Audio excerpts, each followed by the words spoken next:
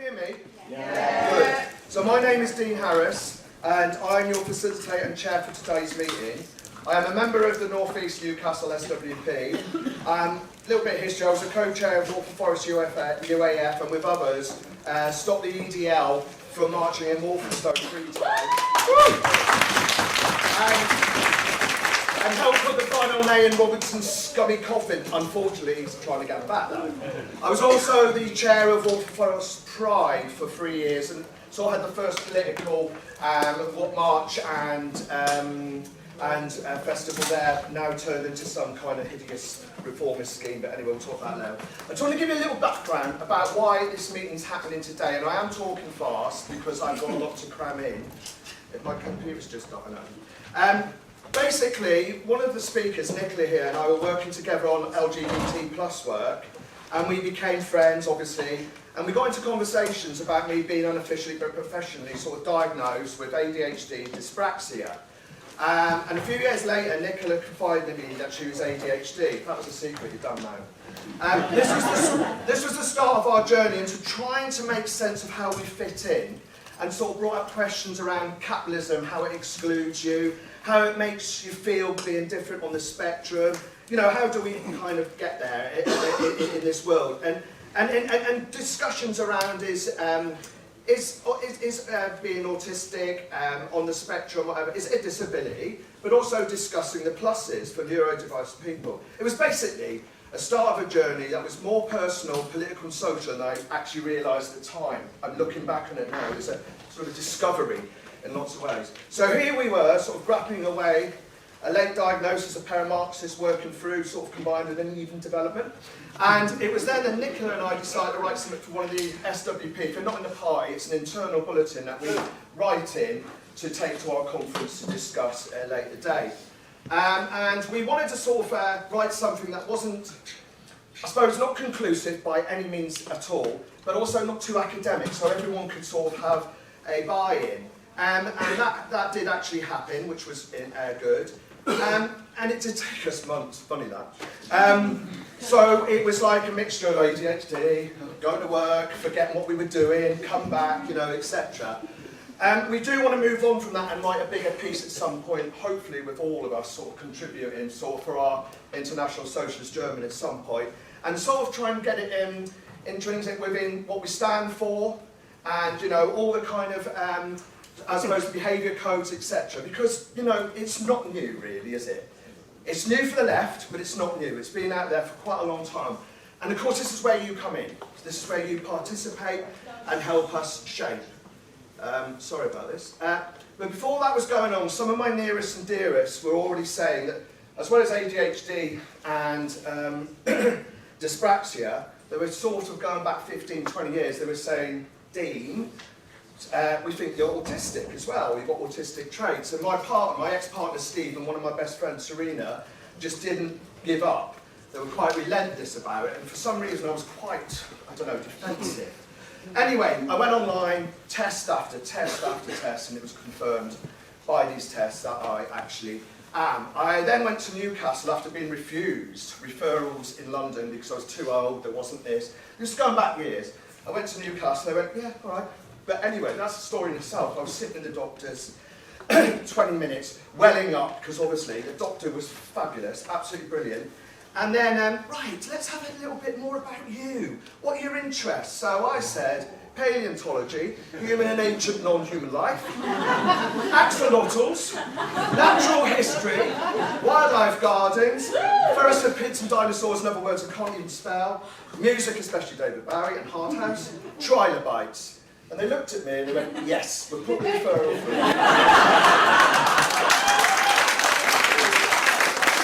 And I swear down, that is true. Anyway, it was always a bit... I can shout, mate. It was always like, I tell you what, it was always about like, it was a bit like my sexuality when I first started realising I was gay when I was very young. You know, it was like my brain and feelings did not fit into this world. What's wrong with me? What's going on? So my thought processing around sort of autism and everything was my absolutism in likes and dislikes. No, I don't want that. Yes, I do. My hypersensitivity, you know, which has been making me feel a little odd for years. You know, my hands getting sticky drives me absolutely wild. Heat in the summer, everyone else is going, this is gorge, how about? You know, cushions touching me on the sofa, get them off. All this kind of stuff, it was kind of like, it was real, it was valid, it was personal, it was uncomfortable, it was distracting, and it was annoying. It physically made me feel, oh, I don't know, I can't describe it unless you know what I'm talking about, I suppose. And the history, and I'm going to be honest here, the history of misuse of substances and addictions over the years, and I started to think, was that just to cover my being gay, you know, or a little bit awkward, etc. And then I realised, obviously, there's an overlap there, lots of similarities, and what's what we call masking, isn't it, these days? Then there was seeing things in sound descriptions, things like being really noisy, like spreadsheets, certain mathematics. Honestly, it just feels really, really kind of noisy in the way I was described. Certain textures make me feel very uncomfortable, hot, and very occasionally nauseous. Certain wallpapers, I've been in people's houses, I'm like, oh, it's disgusting, it's not just as bad. There was other stuff like not being heard is a major factor. Sometimes you feel you're not being heard, so it kind of affects you in a very over the top way, and then you start thinking, oh my God, I can't articulate myself very good, I'm not the contributor that I should be because someone else can articulate it better. And, you know, you start thinking, you nick that, but you can't say that, obviously. And then there was this thing about, in the morning, overwhelming. Got to get my day planned, got to get my day planned. But at the same time, fucking chaos. You know, and of course, to contrast the battle in my brain, you know, which is exhausting, by the way. You know, having ADHD and having autism. This includes, like, the delayed processing, but opening my gob far too early, or doing stuff that I hadn't thought about. You know, my words and actions. And my need for the tiniest details. Then all of a sudden, nah, fuck it, I don't want to know. You know, the bigger picture, you're boring me. Oh my God, I'm too boring. Okay. And of course, Netflix, started a film, 5 minutes later, it's over. I can't concentrate anymore. And then realised you've got 47 others each side. But anyway, I suppose I want to say is it's very similar to coming out being gay. Hearing everything from don't be ridiculous, of course you're not autistic, you're just a little eccentric, or aren't we all on the spectrum? Friends say that to support me, not to have a go, but it can make it hazy, because it can make you think, are we? I don't think we are, you know, kind of stuff. And I suppose here I am coming out again. That's what it feels like. I think it's the perfect place, to be honest, kind of right on Jerry Springer show. And like my sexuality, it doesn't define me, but the limits, the hurdles, the language, the cultural challenges feel similar in some ways. So that's me over and done with. Let's get on with the politics. Fidget away, but just try to be quiet. And then we'll open up with Nicola. Then we'll have the next two speakers, and then we'll open up the floor. I am going to be strict on time, though, because I think a lot of people want to speak. And I'm losing my voice. There's loads of stuff I've left out, so I'm going to hand over to you, Nicola. I'm going to introduce you first.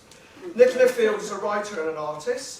She was an original member of Lesbians and Gay Support the Minors, and her book, Over the Rainbow,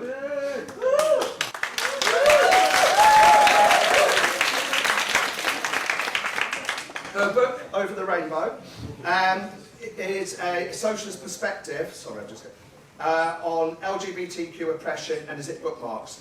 And she's also an active member of Kingston University, UCL, where she is researching the politics and poetics of family trauma. She has herself recently been diagnosed with autism, ADHD and dyspraxia, and her exhibition is behind us. Our Feelings Are Real is showing just there. It's interactive and everyone's welcome to join it.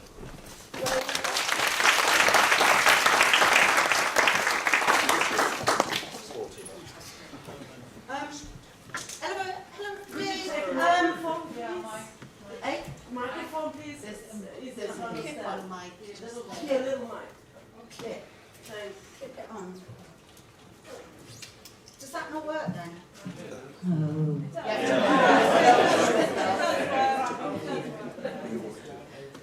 It's not for people so tall as you. Is this it?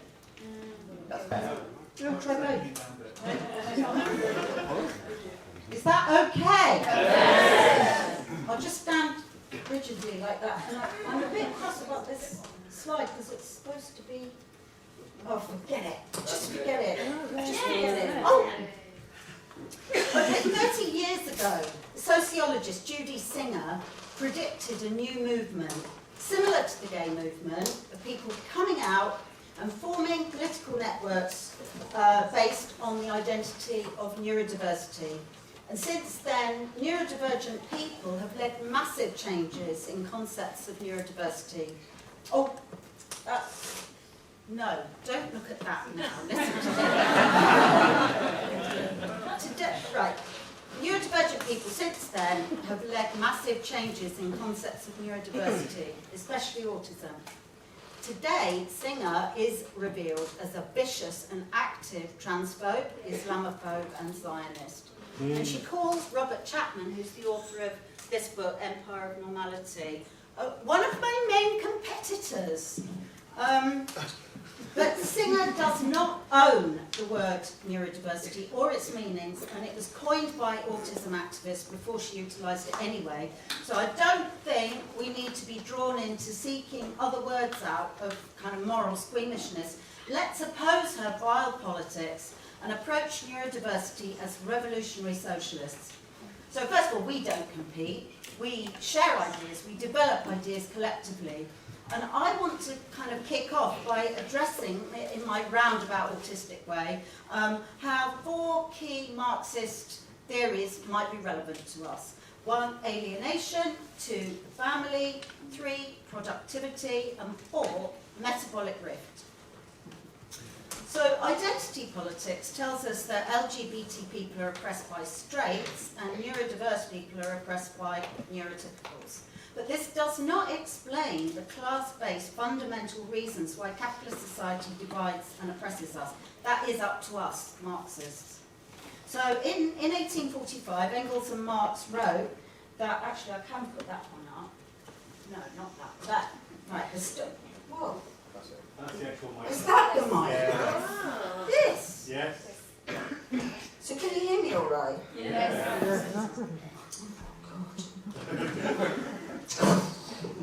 Speaking to a twig.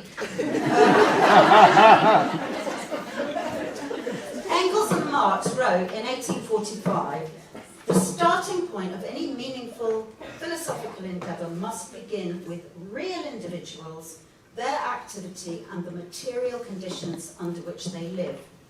Now, autism, which I'm going to focus on, used to be defined as a very rare, narrowly defined childhood-only disorder affecting mainly boys. Now it's a wide definition encompassing many variations, and it's common. It's officially 3% of the population, which is 5 times since 2004. And of course it affects girls, women, non-binary, and other non-traditionally gendered people. Now, approximately 10% of autistic people experience gender dysphoria, and that's against 3% in the general population. And non-traditional and non-binary gender identities are also much more prevalent amongst autistic people.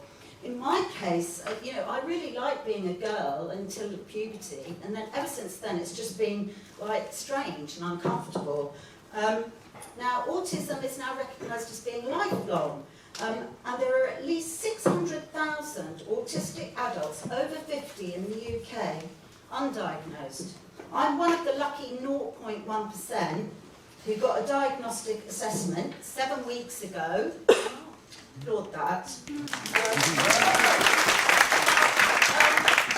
This was via the NHS Right to Choose, and I found out how to do it through a Facebook self-help group, and I'm very happy to share that information to people who are struggling to get a diagnosis.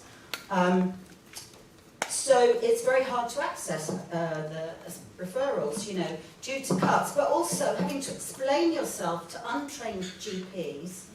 And so many, therefore, self-diagnose through finding out about the traits and then identifying with them. And this is completely valid, and don't ever kind of diss anyone for being self-diagnosed. It is just as good as being diagnosed. Nobody wants to be autistic, I can tell you that. Although, once you find out you are, it's like being reborn. I honestly feel, part of me feels like I'm about 7 weeks old, honestly. Now it's changing from being seen as a medical model of disorder to a social model of disability, and Roddy's going to explain much more about this, but this means that we're held back not by being neurodivergent, but by the social structures which impose norms on how we should live, how we should dress, behave, present ourselves, interact. And we may not be able to or want to conform to these norms. And I've had 6 decades of being called weird, aggressive, rude, fixated, abnormal, too loud, too quiet, inconsiderate. And I annoy people without meaning to, and I've made very bad choices in allowing some people to get close to me and keeping others at bay that I should really be close to. I've been mocked and punished for all the times I've spilt things and broken things and had distraught autistic meltdowns. And the clothes I wore as a teenager rendered people speechless. And although good friends loved it when I got dressed up in a bin liner and performed hits from West Side Story, but my family shut me down. They didn't like it at all. And by the way, you know, autistic people make great family scapegoats. So, you know, target them. Marxists understand the nuclear family as a capitalist institution essential to the low-cost reproduction of the workforce. The family can therefore be the most coercive enforcer of social norms. My mother tried to save me from ending up a sort of hard-up lesbian lefty weirdo in glasses and chubby. Luckily she didn't succeed, but that conditioning is traumatizing, even though it is normalized. Recent research shows that autism is linked to high levels of mental distress and suicidality. What a surprise. Autistic people have much higher rates of post-traumatic stress. Like many late diagnosis women, I have chronic fatigue syndrome. I've had it for 20 years, diagnosed. And I'm convinced it's down to PTSD, sensory overload, hypervigilance, and trying to be acceptable. I've used alcohol and drugs to soothe panics and agitation, and these days I mainly seek attention. Now I know it's all got its roots in the way autism interacts with the systemic dysfunction and pervasive fraudulence of capitalist society. Now, earlier this year, the Tories launched an attack on the mentally ill for being work shy. Do you remember that? Well, simultaneously, it published the Buckland Review of Autism Employment, which said that autistic people of what they call working age want to work, but 70% are unemployed. So it's certainly not just me that can't function in work environments. I just can't hold back on my critical socialist thinking or commenting, unfortunately. I may therefore not always experience the core class alienation that Marx brilliantly described in selling my labour power and losing control over what I create. But like everyone, I'm not fully accessible to myself, let alone other people. And the Buckland report made this interesting recommendation. I will actually go to the end of my, my 4 topics. I hope that's okay with you. So the Buckland report made this recommendation. Changes employers could make that would help recruit and retain autistic people would also benefit others. Adopting a universal inclusion by design approach could reduce the need for workplace adjustments as well as improving overall productivity and reducing costs.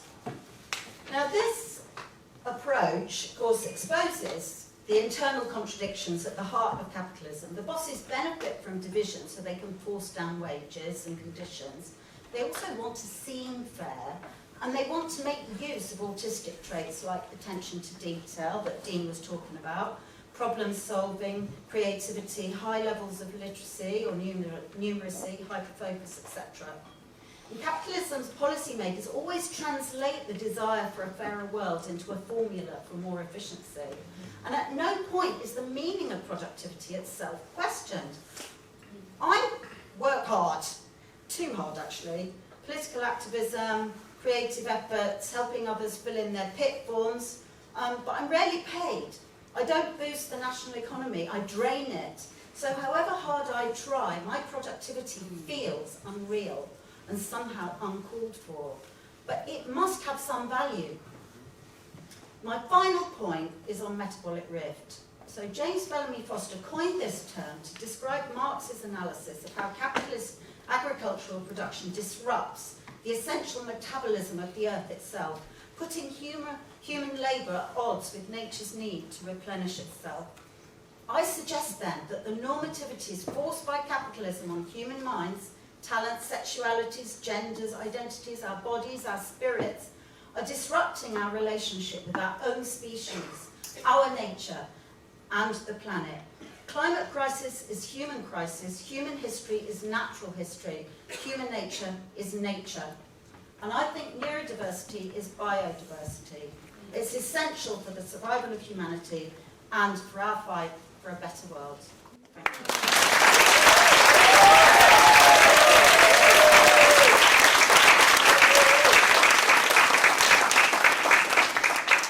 I'm going to move on straight away. Thank you, Nicola. Our next speaker is Kasabele, who's a member of the SWP Newham branch and is on their branch committee. The recent Palestine solidarity protests further into getting involved with activism, with the decision to join the SWP being greatly motivated by their presence at local as well as national protests, in combination with the Marxist understanding that seemingly unconnected world of events can be linked by an understanding of capitalism. Hello. A lot of you will recognise the term Asperger's, and I'm willing to bet with you that what that term brings to mind is some form of less severe autism. Even though Asperger's stopped being a valid diagnosis in the UK in 2019, it's still a term that many people today identify with, use, or are familiar with, and I want to use the kind of dichotomy this creates between Asperger's and autism to interrogate something that I call autistic dichotomy, which is the tendency to divide autistic people into high or low functioning according to a really rigid capitalistic view of behaviour. The only glaring difference between Asperger's and autism is that people with Asperger's did, and I quote, not have any delay in language learning or cognitive development, which is a fancy way of basically saying less severe autism. That people with Asperger's can speak and develop pretty much in line with other children. The Austrian Nazi physician who Asperger's syndrome is named after, Hans Asperger, wrote in June 1941 about a child that he was evaluating named Herta, that she must be an unbearable burden to her mother. Asperger wrote that permanent placement at Spiegelgrund was absolutely necessary for her, and Herta later died of pneumonia, as did many other children that Hans Asperger diagnosed as autistic psychopaths who could not be rehabilitated. Now, a few things stand out to me here. Spiegelgrund was a hospital that was used as a euthanasia centre in line with the Action T4 programme. And at Spiegelgrund, 789 disabled children were murdered between 1940 and 1945, in line with the Nazi idea of race hygiene and the purge of unproductive disabled people, not only autistics. There is the reliance of the capitalist state on the nuclear family for unpaid personal labour and social training, which allows it to shake off the responsibility for caring for its people in exchange for decreasing state spending on these vulnerable people. And there is the equation of behavioural difference with being a burden rather than the expansion of ways that autistic children or anyone else can engage with society and the world. So we see the needs of capital control the bounds of what it's possible to do. So if you can't participate as an independent worker or consumer, then you kind of lose your right to be considered fully human in a world ruled by market logic. Today we see this legacy in action as non-speaking autistics, autistics with repetitive behaviours, or autistics who think and act in ways that are far from the prescribed norm, are only defined in terms of what we cannot do, which is usually work, live independently, or speak, which tells us how these autistic people can't contribute to capitalist economy, but which doesn't tell us anything about the person or what they can do. So severe autism is conceptualized as a series of cannots. On the other side, there were the children that Hans Asperger called little professors because of their ability to talk at length about their favourite subject. Asperger was convinced that many of these little professors who, like now, would be called Asperger's syndrome children, would use their special talents in adulthood. He thought, like, for example, he followed a child named Fritz V, a case study, into adulthood, and he happened to become a professor of astronomy and actually solved an error in Newton's work.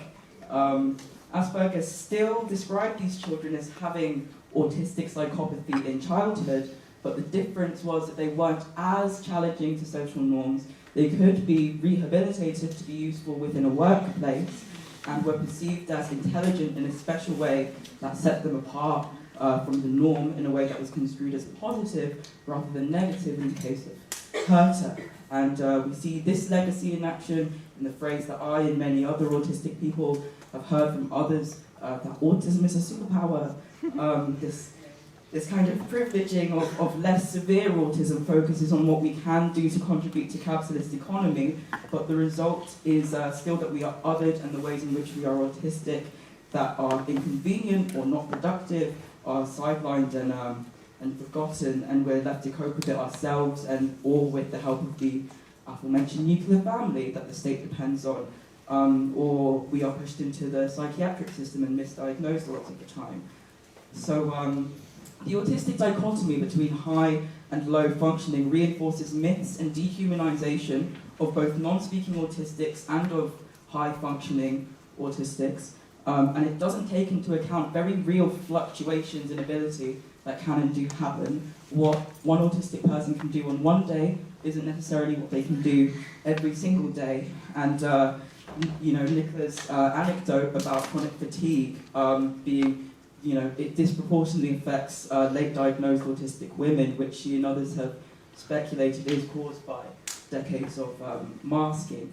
And the kind of dichotomy between like low functioning and high functioning autism also means that many people who are autistic are not diagnosed because they do not fit a narrow, dehumanizing, deficit-based framework of what autism is. Older autistics can be diagnosed in their 40s or 50s or 60s due to autism only being considered in childhood if a child didn't speak or if they were a burden to their family, which is a kind of similar train of thought to the one that gave rise to eugenics and the Action T4 program. And it's an injustice to the socially unpalatable autistics just as much as it's an injustice to high-functioning autistics. And am I saying it's morally wrong to describe yourself as Asperger's or high-functioning? No, I'm not saying it's morally wrong, but what I am saying, and what my contribution has been about, is that we should interrogate where the assumption comes from that we can split autistic people into two groups defined by one's ability to work or contribute to society, or capitalism, and the other's inability to do those things. And I'm not calling any self-described high-functioning autistic a Nazi eugenicist, of course I'm not. But I'm describing the social function that labelling and separating autistics has historically served, which under the system of world capitalism inevitably serves capitalism. Thank you so much, that's the end.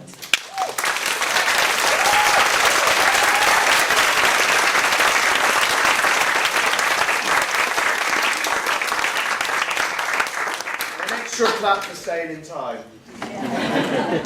Right, the next speaker is Roddy Slorach, who works as a disability advisor at the Imperial College London, where he's the branch secretary of the university and college union. His book, A Very Capitalist Condition, A History and Politics of Disability, published in 2016.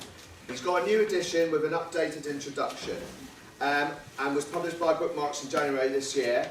And I've got to say, one of the first people I ever came out to with my, I suppose, my possible neurodiversity status, issues, etc., and who I am eternally grateful for listening to me. Over to you, Roddy.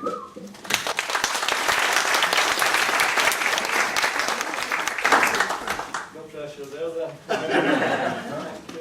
then. I want to start with a quote that I've just made up. It's adapted from one that I've used a lot in relation to something I would say, and I'm just going to read it out to you. I'm sorry, am I coming across all right? You're all right. Yeah, use the mic. Is that okay now? All right, thank you. Thanks, Nicola. Okay, is that better? Yeah. All right, here's a quote. It's my first day of my new job. I'm pacing up and down the pavement next to the bus stop on the way to work. I have no idea what it'll be like. Will I like the job? Will they like me? Have I done the right thing? What if nobody likes me? What if I don't fit in? What if I screw up? And then, this is a disaster. I've completely messed up. I wish I was dead. Now, if you think about that statement, right, the first part of it, most of it, I think it's quite a universal thing for a lot of people who go to work. The second part of it, that may be people who are autistic, it may be people who are very anxious, it may be people that are, for all sorts of reasons, really worked up and stressed. Now, the point I want to make about that is it could or could not be somebody who's autistic, but it's actually quite a universal statement which might apply to anybody in a particular given set of circumstances. And that, if you like, is the theme of what a lot of what I want to say is, because I think that the thing about it is that there are no neurodivergent behaviours, in my view. I think that what there are is there are behaviours which are more extreme or more concentrated versions of behaviours which everybody has, right? If you think about what stimming is a way of being able to help yourself concentrate, help yourself focus, or help yourself cope with a very stressful situation. And these are all perfectly natural things. How many of you drum your fingers? How many of you fiddle with a pen? How many of you, go out with your leg up and down or something like that, when you're getting impatient or worried about things? Not everybody who does these things is autistic. Now, I just want to move briefly on, because there are quite a few things I want to say. I want to try and get time to fit in a few of them. I think the point that we want to make, and always make as socialists, is that capitalism others people in a million different ways. Thatcher said there's no such thing as society, just individuals and their families. Now, what Thatcher was getting at is that she believed in a dog-eat-dog world, that we're really at each other's throats all the time. That's what humans are, right? We're a bunch of naked apes who really aggressively jump at each other and want to do each other over all the time, and that's just the men, of course. And the thing about it is that I think that the thing that we would stress is that it's a society that ceaselessly promotes individualism, but continuously undermines any potential for genuine individuality. And that's, if you like, I think the theme of my book as well. That really what capitalism is all about is the systematic sifting and sorting of people to see who's going to sink or swim, who's going to be the shelf stackers, who's going to be the managers. And if you think about people in the autistic spectrum, they're massively disadvantaged because it's actually one of the highest levels of unemployment amongst all people of working age. 71% of all people who are on the autistic spectrum would have been regarded as useless eaters under the Nazis, and in fact were actually treated as such.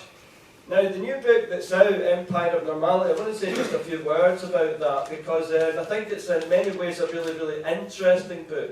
I've got a lot of problems with it, but I don't think I'll get time to address them. What I want to concentrate on is why it's so popular. And I think there are very good reasons why it's so popular, because what Robert Chapman does in their book is that they starts with Marx's explanation of how, I quote, capitalism brought not just new machines, but also an artificially produced transformation of human beings into mere machines for the production of surplus value. So those of you, you'll know about the Industrial Revolution, and some of you will know about the rise of statistics and the ways of measuring and trying to assess people's capabilities in all sorts of ways, and in many respects, to sum up very crudely, ramming square pegs into round holes. That's what capitalism is all about, and trying to fit people into predetermined categories and so on. And really we had this new concept of a measurable normality, determined whether people's bodies or minds were working or broken, and that was all assisted with the expansion of asylums and the rise of mental health professionals, funnily enough called alienists. That's what they were originally called, psychologists, psychiatrists, all the rest of it, all started off as alienists. And the thing is that all of that was posited, as Chapman puts it, as part of a timeless order, systematically ranking populations in terms of mental and neurological ability, while positing this as part of a timeless natural order. And all this, as they say, creates and harms both neurotypicals and neurodivergence, albeit in slightly different ways, depending on any given individuality's proximity to the norm, right? And so I think that one of the reasons Chapman's book is so popular is it actually explains how capitalism and the history of capitalism has actually been something that is profoundly, as Nicola was saying, profoundly unnatural for human beings and so on. I want to move very quickly on to say a little bit about neurodiversity. Neurodiversity is basically everybody, okay? Neurodiversity refers to the multiplicity of the ways in which people's brains work. But the thing about it is that neurodivergent is the idea that you diverge from the norm. Now, I don't quite agree with some of the folk here about that. I think that the thing about it is that there's a big diversity within the neurodiversity movement. There's people on the left, there's people on the right, there's people that regard themselves as different, there's people that regard themselves as ill, there's people that regard themselves as superior to others and so on. And this is something that's quite common within disability, the hierarchy, the idea that you have to be conceiving yourself as not as impaired of other people that you would regard to be inferior to you or worse off than you. So, the hierarchy, if you like, about people with learning difficulties, generalised learning difficulties, be the ones down there. In many respects, that's where Asperger's syndrome came from. The idea, really, that I'm not like the people that flap their hands and can't talk, sort of thing. And this is, obviously a very prejudicial sort of way of looking at things and reproducing lots of the prejudice of capitalism. So I think that there's a lot of divergence within the neurodiversity movement, if you like, around these kind of things. I don't have time to address it in detail, but to talk very briefly about the social model of disability, the thing is that lots of people don't regard themselves as having an impairment or a disability, whatever term you want to use, and therefore they don't necessarily see themselves as being disabled. But the problem with that, of course, is it doesn't stop you being subject to systematic discrimination by capitalism. If you think about people who are deaf, capital D deaf, who rely on sign language, regard themselves as quite a lot of people regard themselves as a linguistic minority. Lots of logic in that and so on, but as I said, it doesn't stop you actually being incredibly likely to be unemployed, not get a decent education and all the rest of it. Christ, I knew that would happen. Very briefly, pure autism never comes to the clinic, right? The truth of the matter is autism almost always presents with all sorts of mental health difficulties. And that's because, as people were saying, it's the horrors of living in a society that has no interest in catering for need and catering for individuality, or never mind facilitating and so on. Diagnosis, I don't have time to talk about. There's a very diverse set of responses around that as well, I think. And I think that the key thing for us, therefore, let me try and sum up with this. Capitalism encourages the idea that we are afraid of difference, that we can't deal with difference, that we're suspicious of it and so on. It's the absolute narrative behind racism and against refugees and Islamophobia, all the rest of it. Why should that be the case? Why shouldn't human beings be curious or welcoming of other people that are different? Why should they? In fact, one of the things that we all love, isn't it? But the idea of a much more diverse world and so on. So, what to do? What to do in terms of neurodiversity? I think that what we're looking for, in terms of education, the stripping away of special educational needs provision, the stripping away of local authority provision and funding and so on. I think against these things we have to have a vision of a multi-streaming form of education, an education that facilitates a much more flexible and multifaceted way of encouraging a more inclusive regime of education and so on, that says that who teaches the teachers and so on. And I think that we also need to fight for more accessible workplaces, right from the environment that people live, the ability, for example, to start at different times, not to have to cope with the horrors of rush hour, not having to cope with aggressive strip lighting in offices and all these kind of things, having the ability, in other words, to have a workplace that's much more fit for people. How do you get there? I think that's actually about building stronger trade unions, stronger workplace organisation, being able to organise and fight for things collectively. For example, the Equality Act gives us some provision to organise around these things. And really the thing about it therefore would be is that it's got to be the workers, not the boss, that determines what's reasonable in a workplace, what reasonable adjustments can be facilitated, in other words, not according to the budget, but according to need. These are therefore the visions of what we've got to fight for is in terms of a much more inclusive approach, not just to education, not just to society, but to the different kind of society we need altogether.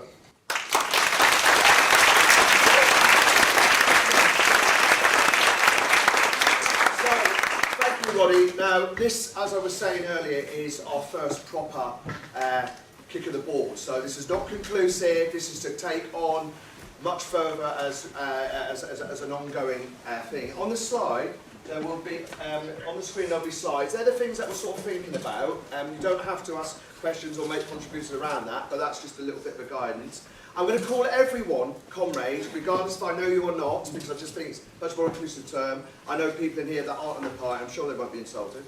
And no, nothing's too small, too silly or irrelevant. Please put your hand up. I'm going to give you 3 minutes. I'm going to go like that after one. Be considerate, because we haven't got a lot of time. And if it does get silly in the sense of how many people put their hand up, I am going to cut your contributions to 2 minutes. And so I'm just going to look around, and I also want to thank the staff there. I had to deal with loads of people trying to get in. So I'm going to go for you at the front, and then you, yeah? You? Yeah. Hi everyone. Yeah, I thought it was really interesting what Nicola was saying about neurodiversity being biodiversity, and it brought back a conversation I was having recently with workmates. I'm a primary school teacher, and so there's a big increase at the moment in autistic children that we're seeing coming into primary schools, and also children being diagnosed with ADHD. And obviously, a significant part of this is an increased awareness and diagnosis of these conditions. But actually, if you speak also to teachers anecdotally, particularly who've been in the profession a long time, they will also say that they are seeing more children coming in displaying traits of these conditions. And it was a really interesting conversation, because often this is discussed as being, an aberration, a problem that needs to be addressed. But actually, if we can conceive of neurodiversity as biodiversity, I think that actually poses some really interesting questions, because nature loves diversity, right? Nature will always ensure natural variety within a species, within plants, because it's that variety that helps ensure the continued survival of that species.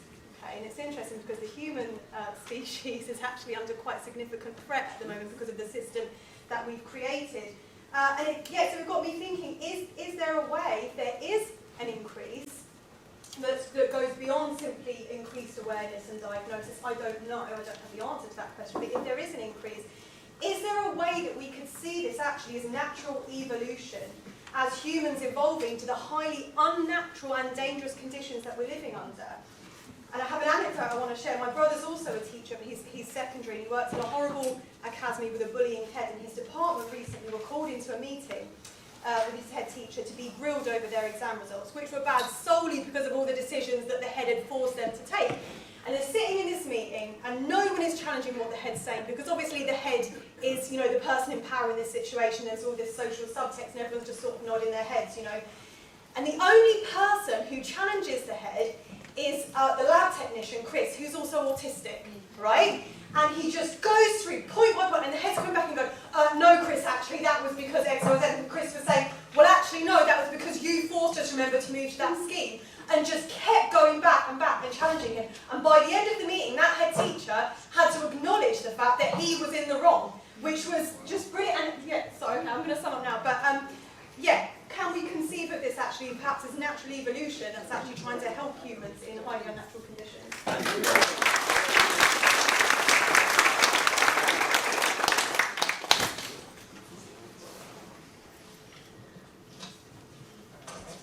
Hi everyone, my name is Hilde. I'm from the Netherlands, from the sister organization of SWP, the International Socialist. I did actually 2 meetings about this topic on the Marxism Festival in the Netherlands, so I'm very happy to see that you are also covering it here. I wanted to say, because I was a bit, I thought it was a bit funny when Roddy, sorry. Where you said that neurodivergent behaviors don't really exist. And I always say it like the other way around, neurotypicals don't exist. Because neurotypicality is a capitalist mold. It's a mold that's about being the best worker. I think it's similar to like the perfect body or whatsoever. Like, who has this? no one, you know? So, like, it's an idea that's, yeah. And I think if you go back also to this idea of that a neurotypical has to be, is actually about being the best worker for your boss. If you go back to modern psychiatry, I think that's sort of where you see a bit of the beginning of this more line of thought and thinking, because I mean, neurodiversity has always been around for as long as we exist, right? Like we all think differently, we're all wired differently. So, and with modern psychiatry, that arose at the same time with the Industrial Revolution, and that's not a coincidence, I think, because it arose at the same time when bosses who had workers who weren't deemed as like sufficient or efficient enough or whatsoever, they could go to the psychiatry and go there in order to be cured. Do I need to stop or? Well, you got 1 minute. Okay. In order to be cured, to go back to the factories, etc., to go back to work again and function under capitalism. So, you know, I think also particularly in the 1950s, you see this development that companies really saw that around the psychiatric industry there could be an industry created. So this is when like this whole thing started with that medication and etc. needs to be prescribed for people in order to function under capitalism. Also like in the DSM, which is like the handbook for diagnosis, right? More than half of the boards in the DSM has financial ties. Okay, has financial ties to the pharmaceutical industry. They're completely informed by the financial impulse of the pharmaceutical industry. Okay, bye.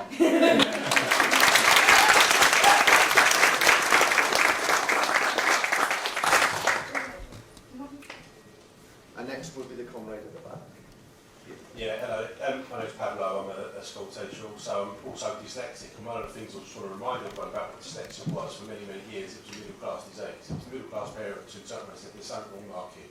My kid can't do this, my kid can't spell. There's something wrong with my kid. They got access to the assessments, and those are the ones who are able to turn around and say, oh, there's something wrong. Me, no, I'm working class. I'm a thick I'm a div until I'm 19 years of age when I get diagnosed at university.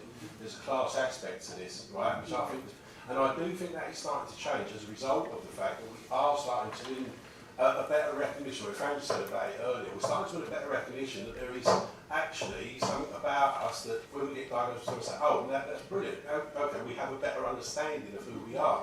I think the key thing though is to say that we are disabled, because when we say we're disabled, what actually takes place there is we are pointing to the social discrimination, what Roddy talks about, and this power relationship which is taking place within capitalism. Basically says actually it's something we have in common.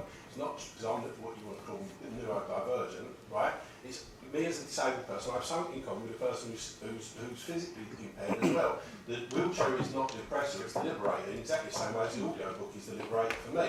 And that is part and parcel of making demands in the workplace. We'll touch on the thing that Roddy said about what reasonable justice are. There is nothing in the Equalities Act that says reasonable justice have to involve the worker themselves. It's good practice, but it actually should involve the worker. What happens really takes place, the employer goes, oh, I know someone like you, I've got a cousin who's dyslexic, what was really good was a dictionary. Fucking dictionary's flying that back. What do I need a dictionary for? I mean, I need a thesaurus. I tried to look up what a thesaurus in a dictionary, but I couldn't find it under that. Do you know what I mean? And this is the thing, well actually, I think we need to be making those demands in the workplace about what disability really is. It is about the fact that we are oppressed by the world that we live in. It's part and parcel of the nature of capitalism, and the more we push back against it, the more we start to shift things forward. I think it comes as no great surprise what Frank actually mentioned about the autistic person. One of the things about disabled people is they understand what a different world is. We've got a different world because we have to survive around it. If I'm a trade union, what do I do? I spend all my time walking around talking to people because I can't read and write properly, right? I have to go and talk to people, so I build a load of support around. What do disabled people need? We need support. The support mechanism is a trade union, a revolutionary party, and anything else, because it's part and parcel of the dynamic nature of our social relations that we live in this world. Right? Cheers. Thank you.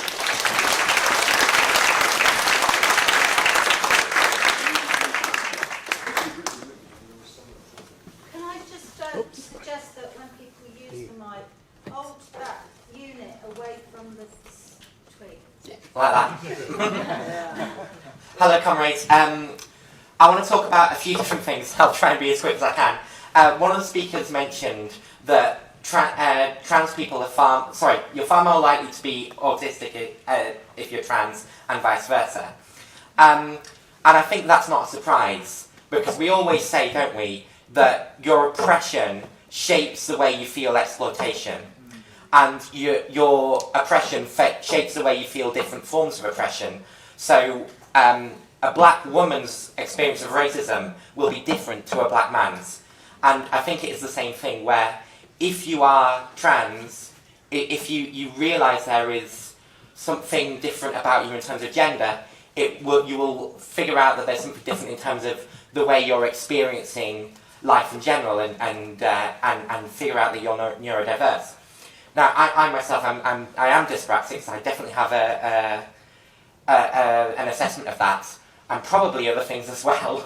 I definitely have symptoms, but those things aren't necessarily tested on with children, and I think we should be giving people more and extending those that testing.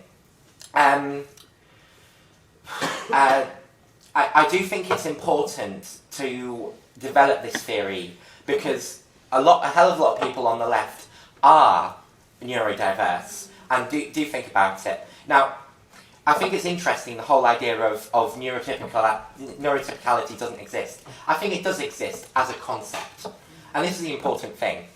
Because capitalists exist, even though they're not the majority. Women are the majority in society, and yet sexism exists, and women are oppressed. Neurotypicality does exist as a concept and as an idea, but it is completely divorced from the way of life for so many people, and it should not be seen as better. And that's the sort of thing we're fighting against. I think the real issue for us is connecting the fight for disabled people's rights, and let's be clear, neurodiverse people I think are disabled by society. The social model absolutely applies to us. But connecting that with the class struggle as a whole, we absolutely should change our expected behaviour policy and things like that, and we should discuss it. But how to take that into the class and make real demands is an important question, and something that we have to discuss in individual contexts of workplaces and things like that. The final thing I want to say is, do we think being left-handed is a disability? Is handedness a disability? Thanks. Thank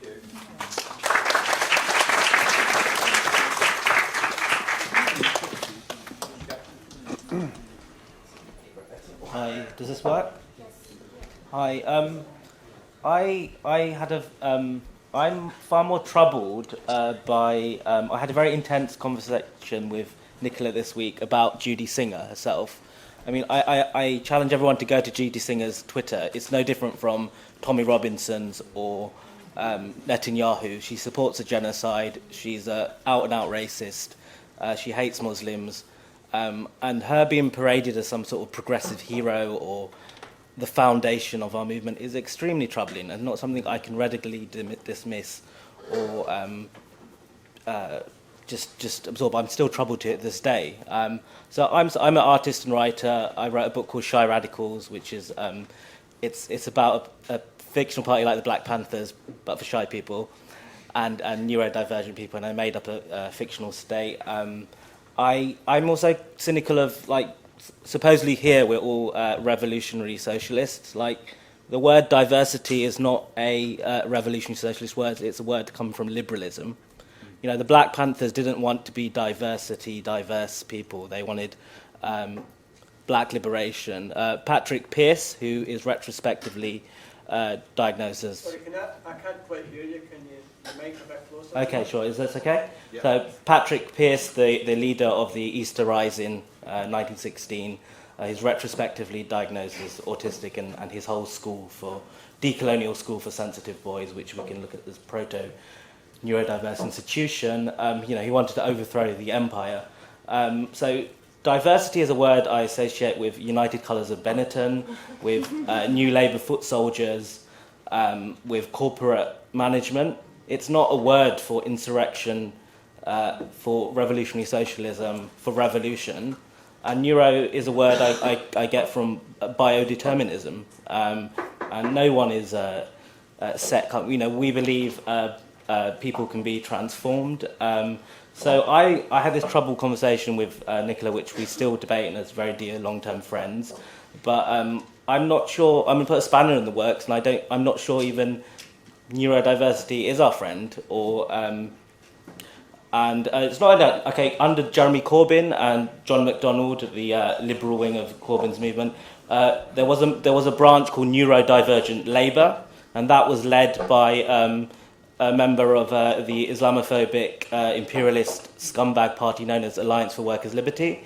So Janine Booth led that. I didn't even know that at the time, so I actually voted for her as a leader of the neurodivergent labour movement, and she has a good history as a poetry editor and trade unionist. And I don't know, I think this is leading the way towards liberalism. Sum up now, please. And I'm not sure we as revolutionary socialists who want to transform society should so easily swallow and adopt it. Okay, thank you. And then I've got the comrade in the very back there. I'll try my hardest to get everyone in, I promise. Okay, can you hear me? Yeah. Thank you so much for this panel. I really feel deeply grateful. I grew up in a family of very neurodivergent people who were constantly in denial of it, and as kind of the most functional out of all of them, there really wasn't space for me to be anything except absolutely neurotypical. Meanwhile, I'm here like adjusting my shoulders because my shirt doesn't feel good against my arms. But I think the point about, first of all, how identity politics are really failing us in terms of disability and in terms of disability rights and the fight for against oppression of people with disabilities and neurodivergent, who are neurodivergent. Yeah, I think it's an especially apt point here because of this hierarchy that the comrade pointed out within the disability space. Sorry, this is horrible. And ultimately, I think it points to something really core about how we fight oppression, because ultimately what we see under capitalism is a lot of people and capitalists trying to demonize parts of different classes and parts of oppressed minorities. If I just talk really loud, it's okay. And trying to demonize parts of oppressed minorities, where we see, for instance, in the Palestine movement, I'm Jewish, I'm an anti-Zionist Jew, and I'm demonized for being an anti-Zionist Jew because I'm not the type of Jew that people can relate to as part of the oppressed people. Within neurodivergent people, we see autistic people who are so-called high-functioning, and they're much easier to relate to than those who require more under capitalism. And I think as revolutionary socialists and as revolutionaries, it's required of us to look at the way that parts of these classes and parts of these minorities are demonized and name the root cause as being capitalism and being of use to the system, rather than through the identity politics of these various groups. So that's just kind of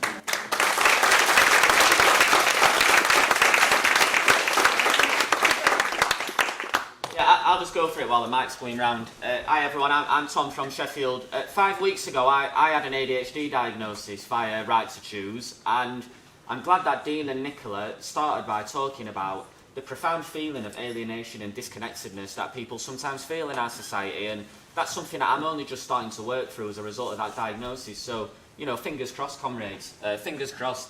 I want to try and take on the question about why we're seeing a rise of diagnoses of ADHD, and well, predominantly ADHD that I'm going to talk about, because the predominant explanation of ADHD is a medical one. It's the idea that there's a problem with your genes, which produces a problem in your brain, which means that you don't absorb dopamine, and that the part of your brain that helps you to organise your emotions and organise your day is underdeveloped. It's a medical problem, so you need a medical solution.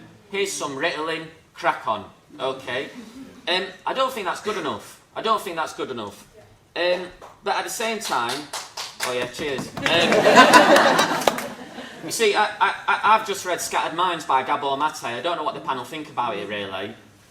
Gabor Mate talks about ADHD being partly a product of people's nature, but also of their environment. And he talks about the family environment as being one of the most important environments that infants experience in terms of the social and emotional development. And as part of his analysis, I don't think it's anywhere near as important as it should be for Gabor Mate. He talks about the way in which families are chronically stressed by the way in which working conditions are being attacked under capitalism over the last 30 years. It's a small part of Gabor Mate's analysis. I think it needs to be a really big part of our analysis, because otherwise you do the thing which I think Mate sometimes does, which is blame caregivers rather than blame society. Was that my knock, yes. Dean? All right. I work in schools, okay, and I think what we're seeing, due to the cuts that have already been described, is an inability of schools to provide for young people who are experiencing neurodiversity, but also who are dealing with vulnerability more generally.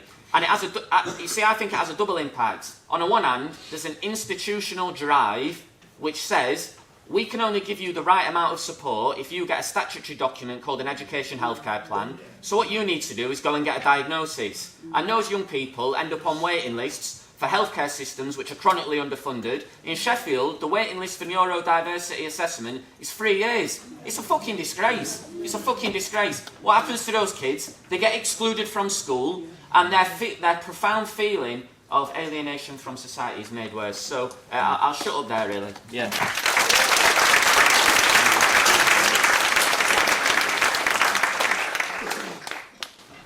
I'm going to take it down to 2 minutes because people need to speak, so I'm going to knock after 1 minute. Sorry about that. Okay, this works. Hi. So I'm one of the lucky few who actually did get like a diagnosis really early on when I was young. However, that didn't stop anything in terms of like bullying, exclusion, all that stuff. I feel like in the last like 10 to 15 years, autism used to be just a thing, as one of the speakers said, it was just a young thing only in boys, but now we obviously know that it's in every type of gender and at every age group. It's not just a secular thing only in one apparent thing. But with that said, my mother also has autism as well, what we expect. She hasn't got a formal diagnosis, but she has essentially chronic fatigue and fibromyalgia because she had a burnout. So that's why one of the big expectations that we think, oh, she must have autism as well. She has the same quirks as me, the same tendencies, all that stuff. And one thing that I've done in the last couple of years is demask. And I feel like demasking isn't talked about enough. And I feel like it's a lifesaver for me. Like, I don't think I would be like the way I am now if I didn't demask. And I think as well, to fight capitalism as neurodivergent people, the best way to do it is literally just to unmask and be ourselves. Like, that's easier said than done, obviously with work, expectations, friends, family, but having neurodivergent friends, trying to just demask to just feel more comfortable is a genuine lifesaver and a good fight towards capitalism, and as well to and think right there says how can socialists shape the movement. The same with things like a black Marxism lens, a feminist Marxism lens, and a gay Marxism lens. We also need to have a neurodivergent Marxist lens to understand and challenge and to push the movement of socialist neurodivergent. Thank you.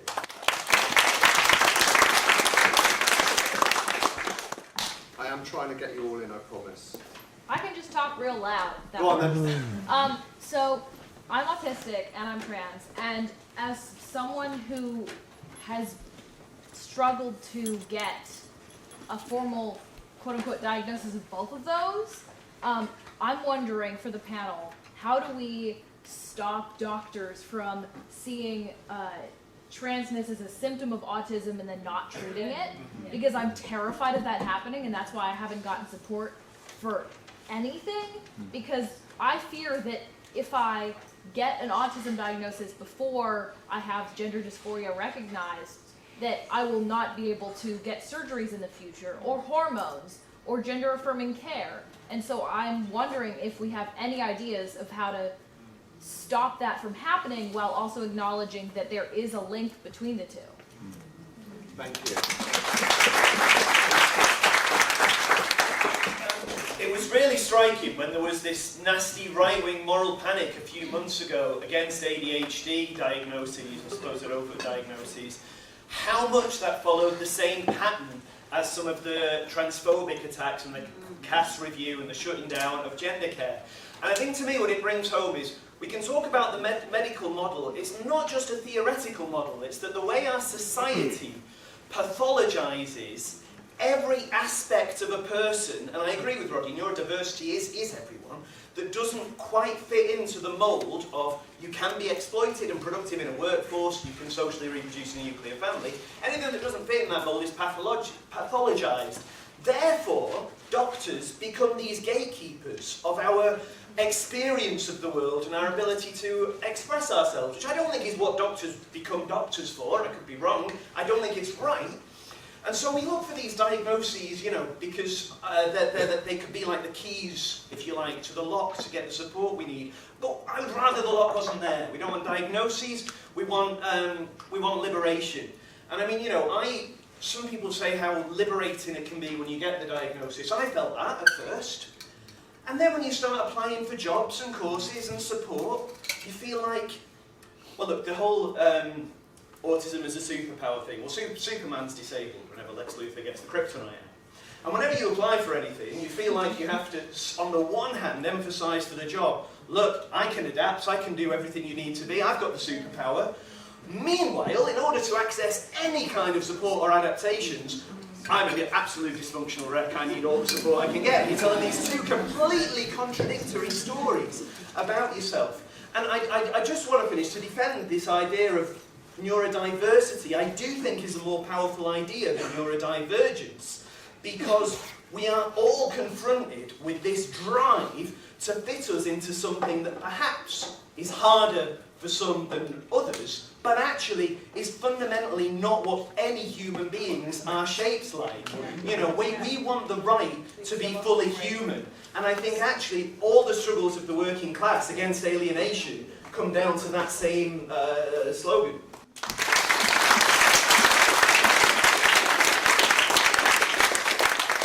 Is Kim here? Kim? No?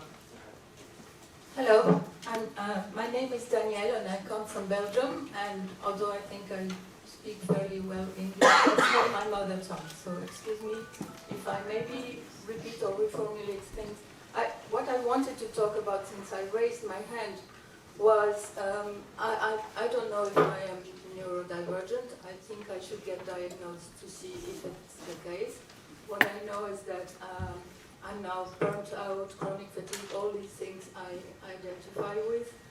And I think because of a strong feeling all my life that I didn't fit in, but with a very strong power of masking and adapting, over-adapting, hypervigilance, etc., etc. And when I was, I'm also a Marxist. I've been a Marxist for decades now, so I know about alienation, oppression, exploitation, etc. And I've often come to the thinking that being neurodivergent is probably something real, a different way of functioning, but the suffering associated to it could be so different. I mean, so much less if, for example, just to start with, in schools, we had classes of not 25 to 30 children, but of groups of 10, you know, and so much more means for education.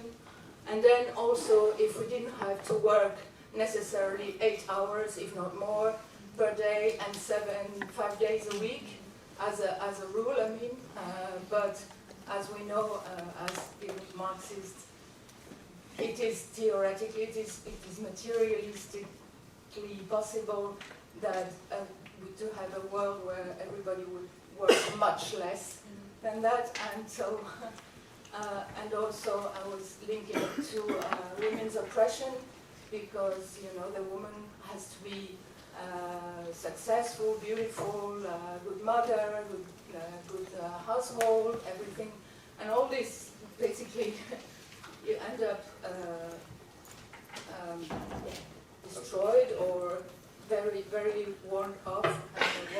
And maybe I'm neurodivergent, maybe not, but certainly the suffering would be much less in a different society. So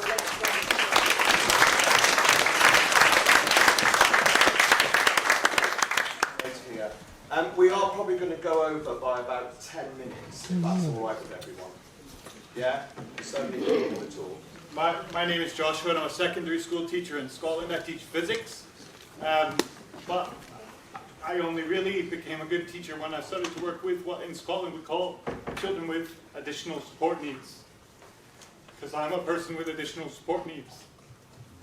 That is a marginalization, it's a demonization, it's a less than term. But I do go in the classroom, in the mainstream and in the additional support needs classes that I teach, and I say, you have a superpower. I don't mean autism.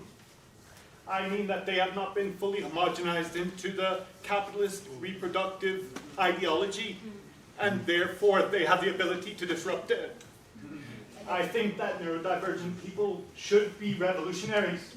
Whatever words we want to use, we can talk about that, but in the meantime we have to mobilize, because Nigel Farage needs to be stopped, yes, because the people of Grenfell need justice, because Tony Blair should still go to prison for the war in Iraq and the slaughter of Iraqi children and Afghani children. So I think that neurodivergence is a thing, right? It is a bit like biodiversity. It is where survival comes from. And that's what I say to young people, is that you haven't been trained to think like all the other adults yet. So you can solve the problems that all those stupid old bastards created. By that I mean capitalism, war, and environmental devastation. Because this new generation are going to have to save us, or we're going to be extinct before we find a way to get to another planet. So I'm reading a book called Divergent Minds, How to Thrive in a World That Wasn't Designed for You. Capitalism made a world that wasn't designed for me. And it wasn't designed for any of you either. Whatever your abilities or disabilities or your barriers are, that we have an opportunity to think differently as revolutionaries and say the only way to make a sustainable future on this planet for humans and the environment is to break the system that is destroying it right now. Can you wind up? For me, that is the power of neurodivergence. I have diverged from a capitalist mentality, and I want all of you to be my comrades in that struggle. Thank you.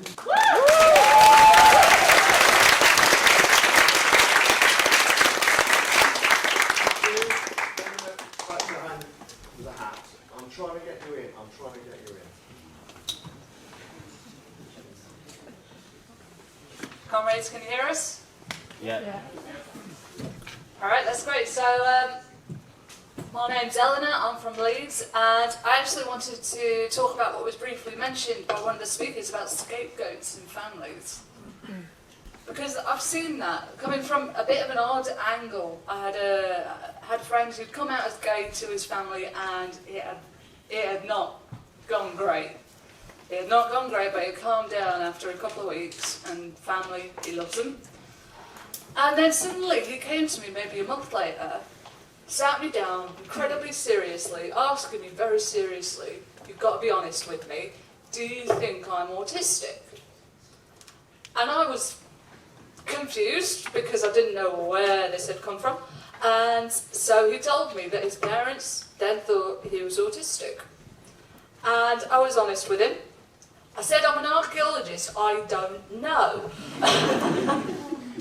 And it's possible you're on the spectrum, but I don't know much about autism as an archaeologist, but from my opinion, I don't think you are. But if you want to get tested, we can see about that. But the problem is, I'd met his parents. I'd met them before, and so I was honest with him, and it was not pleasant to say, but I said it. Because I said, I feel like this is them trying to just explain away you being gay. And he burst into tears from relief. Not relief that he wasn't autistic, but for the fact that actually he wasn't insane for thinking that they were trying to other him in another way that was an acceptable way. And that's an important point to make. It's seen as acceptable to other if you're autistic or ADHD. Because they neither can be homophobic, because then they're the arseholes, but apparently it's appropriate. But I just wanted to share that, because actually when people have a diagnosis, transition, comparing it to coming out as gay, it's amazing, because every time I've seen that happen, people are bloody glowing. They're glowing, they're so happy. But I'll finish up there, comrades, but just wanted to share that. I'm really sorry.